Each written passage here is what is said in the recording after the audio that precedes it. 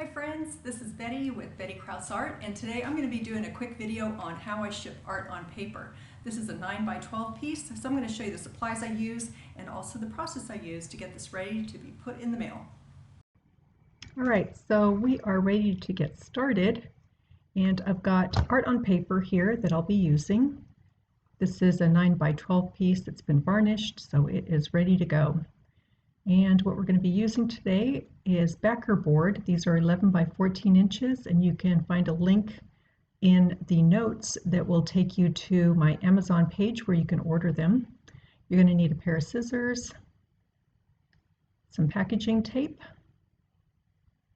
just some regular Scotch tape, and then also I've got a roll of glassine paper, and again you can find that in the show notes, and there's a link to my Amazon page, so you can purchase it in a roll or in sheets.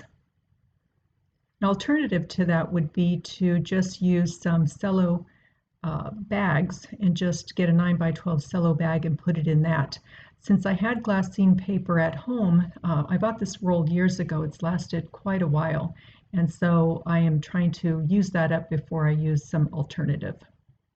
So I'm just measuring it out here. I'm going to be putting the glassine around the artwork to protect it. I've got the video sped up just a bit so you don't have to watch me do all my taping here. And I'm just packaging it up kind of like a gift, folding in the corners and taping it all up. All right, so done with that. Process goes pretty quickly, so that is ready to go. I'm just going to set aside a few things before I get my backer board out. And backer board is simply cardboard. Backer board is used on the back of when you buy mats for frames. So it's that back side. You can just purchase these like that. There's a package of 50 of them, so you could do 25 mailings. So I'm just lining up my 9x12 piece, and I'm just using regular tape to tape that down in place. So tape at the top, tape at the bottom and on the sides. And then I also have a little thank you card that I include in my mailings, so I just tuck that in the bottom there underneath and have it stick out a bit so that the person receiving it knows that there's something there for them. And then I just finished taping that down. So very simple, straightforward. Then I take the second piece of backer board and line that up. And I've got my shipping tape, and I'm just going to line this up and tape it all the way around. So I start with these smaller pieces just to get those sides laying down flat, and then use bigger strips of packaging tape to tape up the sides and secure it.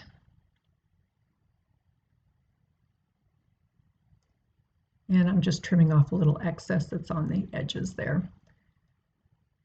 And here I've got my return address, so peel that off, stick one of those on, and then I just use a Sharpie to write out the address. So that's it, very straightforward. Thank you so much for watching. If you like what you saw, give me a thumbs up. That lets me know to create more videos like it. Also, subscribe to my channel by clicking on the bell. You'll then be notified of new videos as they become available. Check out the show notes for useful links. Lastly, leave me a comment below or ask me a question about shipping art on paper. I'm happy to answer. Thanks again, and have a fabulously creative day.